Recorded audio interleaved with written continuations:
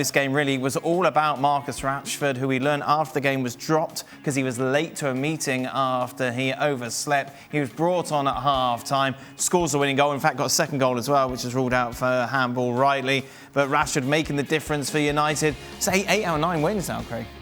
I mean, this game really is, as simple as saying he was the difference. Yep. Mm-hmm. Wolves are a side who, OK, they've been really struggling for goals, particularly in the calendar year, but this season. But the general play is not bad, but it breaks down in the final third for them. And so up until this point, all right, United were slightly the better, but without really controlling the middle of the park. And it was about somebody doing something different. Young Garnacho played, was a little bit ineffectual. I have to say, Anthony wasn't brilliant again on the other side. And you just look, and I'm just not a huge fan of Martial. We had that chance that came. We're talking about transfers for Arsenal. They'll be looking in January, if not the summer. He's not going to last. But it did take, and you just wondered. You knew he was coming on, and you knew that. And I know we'll talk about it. That he wanted to make a point, the manager. But you can't deny his form. And he was effectively the big difference from two teams that were actually, bearing in mind where they are in the league, were actually relatively close in terms of the performance. Don, it's night and day, isn't it, compared to what we saw from Marcus Rashford under previous managers to how he's just thriving under Ten Hag.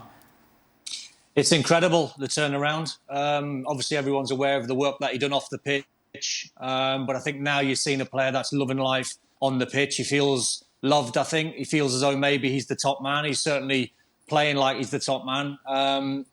It was one of them games today. Craig's right in his analysis. There wasn't too much between the two teams. In fact, I think over the years, Wolves-Man United is one of the lowest scoring fixtures in the Premier League. There's nothing much between them. I think over the last 11 times, the game's been decided by one goal. We don't care about those stats. No, I know, but he was the difference. Because otherwise, you're looking at a 0-0. Without Marcus Rashford today, you are looking at two teams. And I've said it, and I'll stand by it. If you take Marcus Rashford out of this side, Dan, and he gets injured, I don't know where Man United's goals are going to come from. So in order for Man United to get top four, they're going to have to strengthen, in my opinion. They can't stay with the same squad in terms of Rashford and Martial as the two only number 9s that can play through the middle. Otherwise, one injury to Rashford, they're not going to make top four. They're too shy in that department. So it was all on Rashford. He was the difference. Without a handball goal chalked off as well, potentially he could have scored 2 today. So he was the match winner. And we wondered, about the World Cup changing managers' minds and stuff. We've seen, got Ziyech at Chelsea, and Potter's been asked about that. Pulisic exposing him. Harry Maguire. Yes. Who actually, against all odds, had a pretty decent World Cup. But then that was the second game in a row where, get out of there, where Luke Shaw's played. I mean, he came on, put the armband. I don't know. He came on for 3 minutes, put the armband on, headed the ball away, said, "Give me my wages, thank you very much." Ten Hag's made his decision on that front. Yep. So yeah, and Luke Shaw did a good job. Yeah, and the other side of the coin is when you're making these decisions that was made with, you're absolutely right. Shaw's quick and he's strong, and he's got a left back in Malacia that can come in and play. So, but when you make these decisions, and look, at the moment, if I was Ten Hag, not that he needs it, but go down the local shop in Manchester near your house, buy a lottery ticket. Every time there's a lottery on, because every time he's doing something at the moment, it's working. Ronaldo dropped. Yep. Bit of a crybaby, out. Rashford, I don't know the whole scenario, but he was late for a meeting, whatever it was. Word in your ear, on the bench. Everybody's talking about it. Everybody would be double talking about it had Wolves won. Yes. They're not. He brings them on at half-time, he scores. That's how I treat my players. So everything he's doing at the moment in the last 3 or 4 months is working. Not to say it's going to work for the rest of the year. Yeah. I don't know. But at the moment, everything he's touching is coming off for him, and that's given him a very good footing going forward with the rest of the squad. Take us into the dressing room then, Shaq. You were late for a meeting because you've overslept. Is that standard then to be dropped as a result? Yeah, I think so. I absolutely. And I think, again, Ten Hag has gotten that right.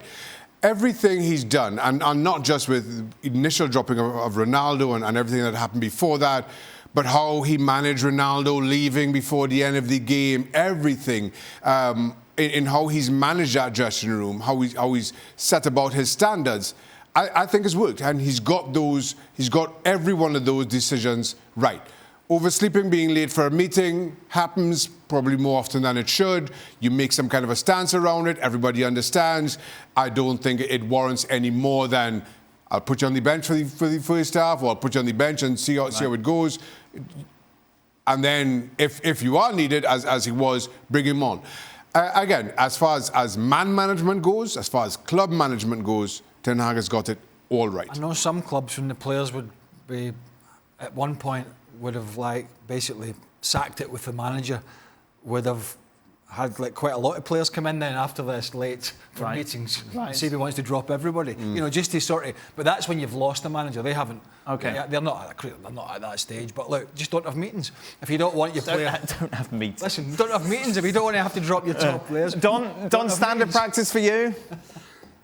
Yeah, I think what you're seeing, Dan, in my opinion, is you're seeing the manager Ten Hag. He's got authority. If this happened under Ralph Rangnick, I don't think Rashford comes off the bench and scores a goal. Rangnick probably would have bottled the decision anyway and probably might not even have fined him. So you're seeing a manager in Ten Hag who's laying down the law. He's quite authoritative. The players listen to him. They're backing him for sure. And then there's a reaction. So you can go two ways with this one if you're the manager. You can fine a player, or you can put your foot down properly and say, no, the biggest thing that's going to hurt you today is not a money fine. You are not going to play today. You will be on the bench for today. And then the clever thing and the great thing about Rashford is that he doesn't sulk. He takes it on the chin. He reacts, scores a winning goal. Everyone's a winner. So the whole dressing room now at Man United, especially the young boys, are looking to the boss thinking, we can't mess around here. This guy's in charge. He knows exactly what he's doing. Don't forget he got two and one of them was chopped off. Yes, yeah, I mentioned that before. Oh, did you? Yes, I did, yes. By the way, there was another, sorry, I was thinking about what you're going to ask me. What insightful question. I was deep in thought about my answer and I missed the noise. It was noise coming from over there. Yep. There was another manager who's not quite up there with Arteta yet, who is very much already he's annoying the hell out of me, Lopetegui. Oh, yes. That man... He was wearing the turtleneck today, wasn't he? It wasn't that. I mean, he pulls it off better than LeBouf. Right. Also, he's not bald. No. Weird. So I thought it was on the bald men. Right. Anyway, the Lopetegui... You're going to buy a turtleneck. Sorry, sir. You have hair. Robbo. LeBouf. Ten Hag. He harangued Ten Hag. He harangued the fourth official. Right. All game. Did you see him? I mean, it was incredible.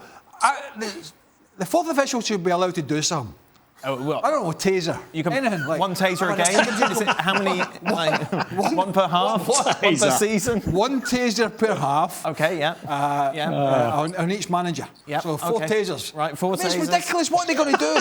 They're not refereeing the game. And he continually went over to him. He continually went over the official in his face. And he's like, and these fourth officials, they're turning to these managers and they must think, what planks? What do you want me to do? Right, yeah. It's not going to change. Yeah, they're just anyway, sounding That would be like a scene from Blade Runner. Managers getting tasered. Well, how entertaining would that be? I tell you what, Don, that would soon stop them. There you go. Stop them coming over, bowling over like big hard men to somebody who's just minding it. They're just minding their own business. One and a half for each manager.